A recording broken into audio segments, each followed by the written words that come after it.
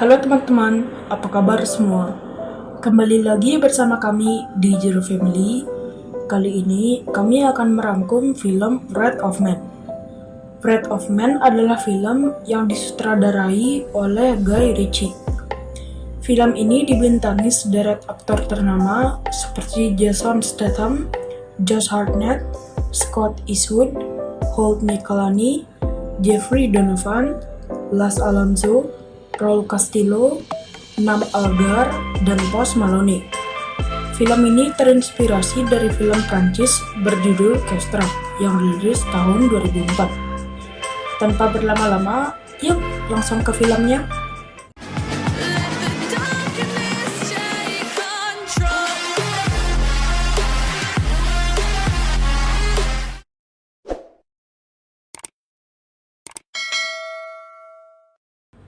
Di awal film, kita diperlihatkan truk lapis baja dengan dua orang di dalamnya yang ditugaskan untuk memindahkan uang ke Los Angeles. Namun, tak jauh dari perusahaannya, truk mereka dirampok segerombolan orang bersenjata lengkap dengan keterampilan yang sangat profesional. Mereka menggunakan pakaian petugas konstruksi jalanan untuk mengelabui korbannya. Beralih ke Jason Statham yang berperan sebagai Patrick Hill sedang berkunjung ke perusahaan yang bernama Portico untuk melamar pekerjaan sebagai security spesialis dalam truk lapis baja yang bermuatan uang. Perusahaan Portico adalah perusahaan yang bergerak di bidang pengiriman uang atau bisa dibilang sebagai perantara yang memiliki klien dengan skala besar, yaitu toko retail swalayan, apotik marijuana, kasino, dan bank swasta. Mereka memiliki 12 truk yang di dalamnya berisi 2-3 orang penjaga sebagai sopir, utusan, dan penjaga. Dengan pekerjaan mereka akan memindahkan hingga 15 juta dolar setiap harinya.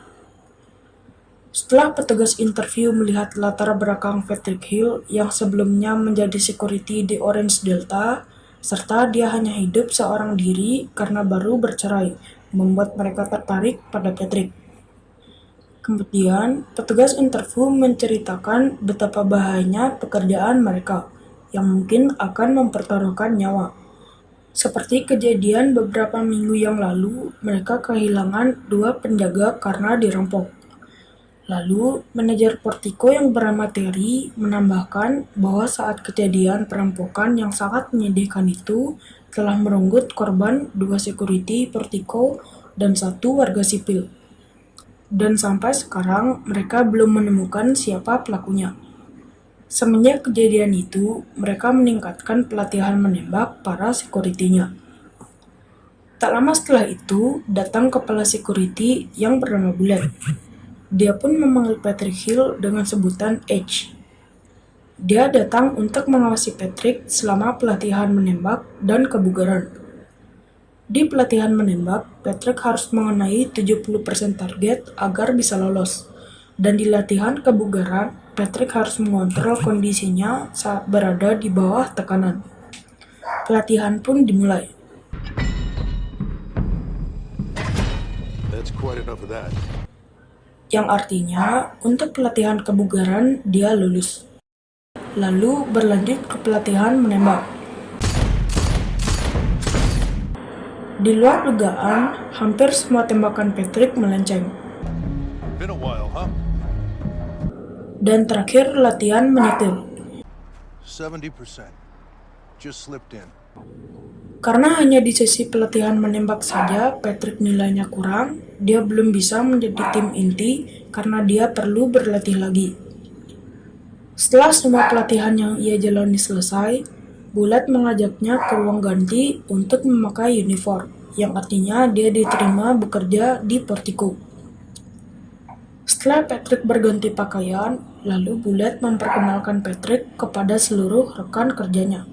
Come, I'll show you your locker. Setelah berada di lokernya, Meet Hollow Bob and Boy Sweat Dave. karena sikap dingin Patrick membuat Bob dan Bev sangat meremehkannya, kemungkinan karena tampangnya sedikit terlihat tolol. Setelah itu, Patrick diajak untuk pengiriman ringan. Hampir semua orang sangat meremehkan Patrick karena nilai menembaknya hampir di bawah rata-rata. Seperti petugas yang membagikan senjata untuk para security sebelum keluar. It's the Rockstar's first day. Try to keep your piece strapped. Dan juga petugas pengawas gerbang seakan-akan tidak suka dengan Patrick. Petugas itu bernama John.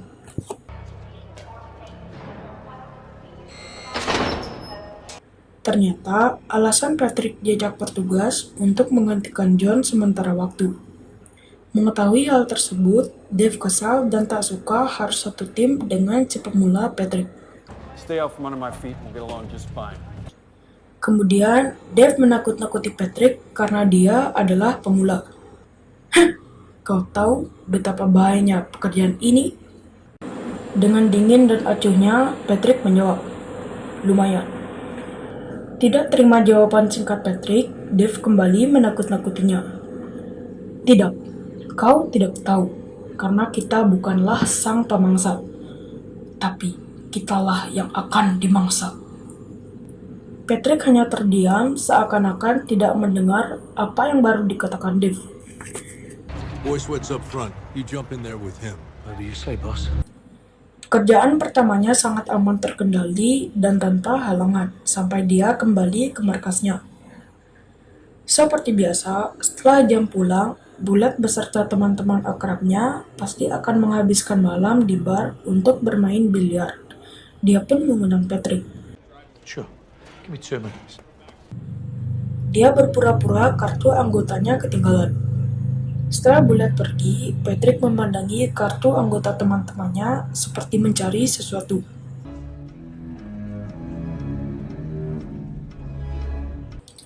Apakah ada tujuan tersembunyi dari sikap dingin Patrick? Mereka pun akhirnya bersenang-senang bermain biliar. John dipanas-panasi oleh teman-temannya karena Patrick telah menggantikan posisinya sebagai penjaga saat pengiriman uang berlangsung. John sekarang adalah penjaga gerbang yang sempat sangat meremehkan Patrick. Dulunya, ia bertugas sebagai penjaga saat pengiriman uang. Karena emosi, John menghampiri Patrick untuk membuat masalah. Namun, dengan sosok dingin dan tak banyak bicara, Patrick malah mempermalukan John. Let me buy you a beer. Just make sure you drink it over there. John pun sangat jengkel dengan sikap Patrick.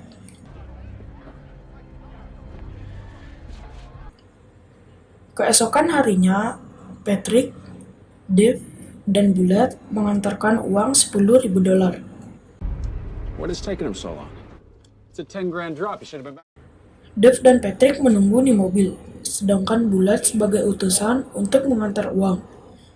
Dave pun sangat gelisah karena Bullet tak kunjung datang. Dia seharusnya sudah berada di tempat 5 menit yang lalu.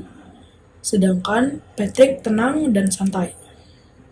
Karena sudah menunggu sangat lama dan Dave khawatir, dia pun mengkontak Bullet. Dia mencoba berulang kali, namun tiba-tiba wajah Dave mulai pucat saat mendengar suara Bullet dalam keadaan tertekan. Lalu terdengar suara perampok di HT yang mengancam, membuat Dave sangat panik. I have to call this. No.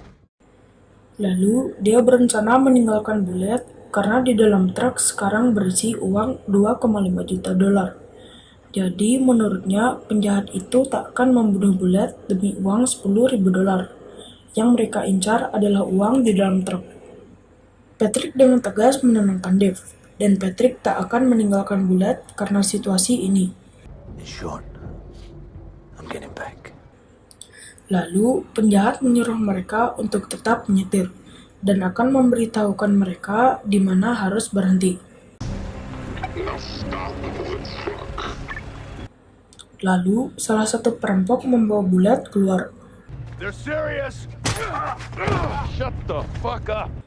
Kemudian, perampok memerintahkan Dave dan Patrick untuk membuka pintu dan memindahkan uangnya ke truk yang ada di belakang mereka.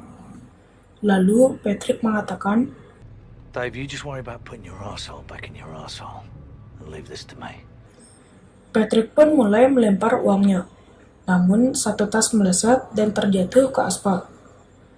Melihat hal tersebut, si perampok menjadi kesal dan mengancam jika itu terjadi lagi, mereka akan menembak kepala bulat. Setelah itu, salah satu perampok turun untuk mengambil uang dan melemparkan ke truk mereka. Namun, Sorry, pal. lalu dia membantai perampok itu satu persatu dengan tembakan tepat di kepala mereka. Melihat satu persatu teman mereka mati, perampok mulai panik. Dan akhirnya, 4 perampok sudah terbantai dengan tembakan tepat di kepala. Kini hanya tersisa 2 perampok lagi.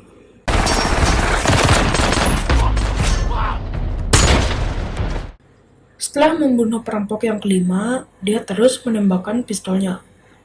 Setelah peluru Patrick habis, memberi kesempatan bos perampok untuk kabur. Namun, Patrick tetap mengejar perampok itu. Melihat kejadian ini, membuat Dave dan Bulat sangat kaget akan kemampuan menembak Patrick.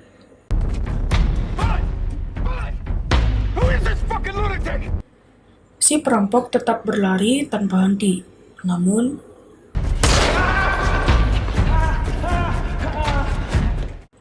walaupun pincang, dia tetap berlari.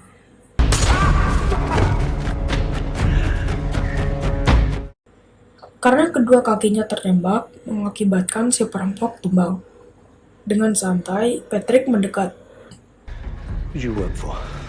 Karena dia tak buka mulut, akhirnya Patrick menghabisi perampok itu.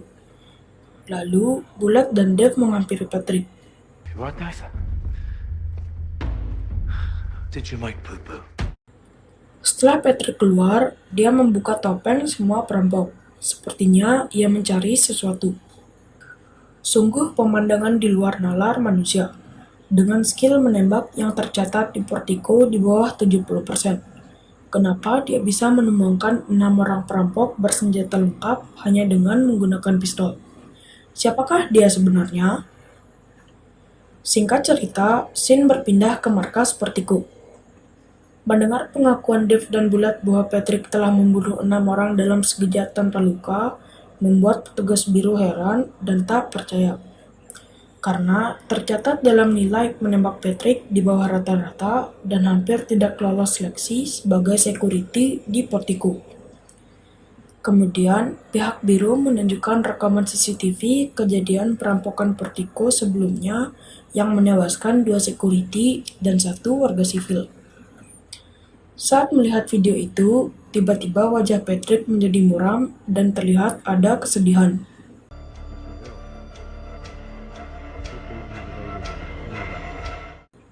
Patrick hanya terdiam membisu saat Biro menanyakan hal yang sama berulang kali.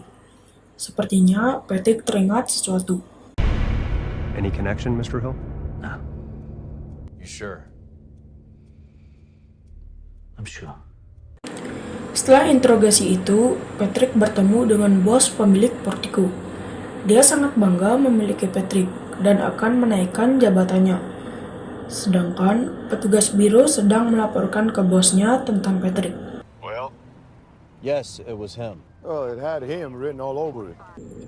Ternyata Patrick adalah buronan yang mereka cari selama 25 tahun.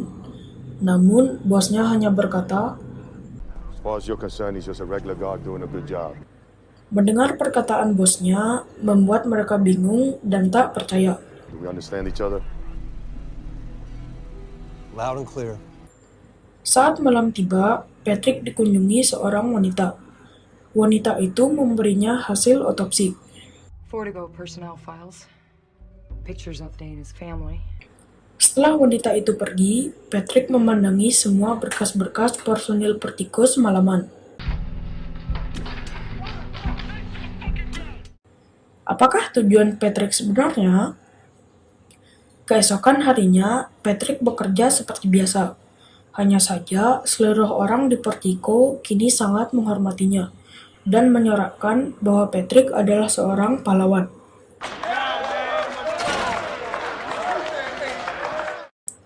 Tiga bulan kemudian, Patrick dan Bulat bertugas mengirim uang. yang selama ini mereka lalui aman-aman saja, namun kini mereka dihadang komplotan perampok bersenjata lengkap dan sangat profesional. With us. With us. Sontak membuat Bullet melaporkan ke pangkalan. Karena perampok memasukkan asap ke dalam mobil, membuat Bullet sesak dan langsung keluar dari mobil. Sedangkan Patrick keluar dari pintu belakang dengan menutup hidungnya. Setelah dia membuka penutup hidungnya dan menunjukkan wajahnya, tiba-tiba semua perampok berlari kocar-kacir. Kembali ke perusahaan Portico digemparkan oleh kejadian ini. Siapakah Patrick sebenarnya? Oke teman-teman, video ini akan bersambung. Paling lambat, kami akan menguploadnya 5 hari lagi. Sekian video kami, jika ada salah atau kurang silahkan komen di bawah.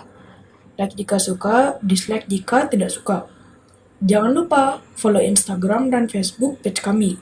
Linknya ada di deskripsi. Sekian video kami, ciao!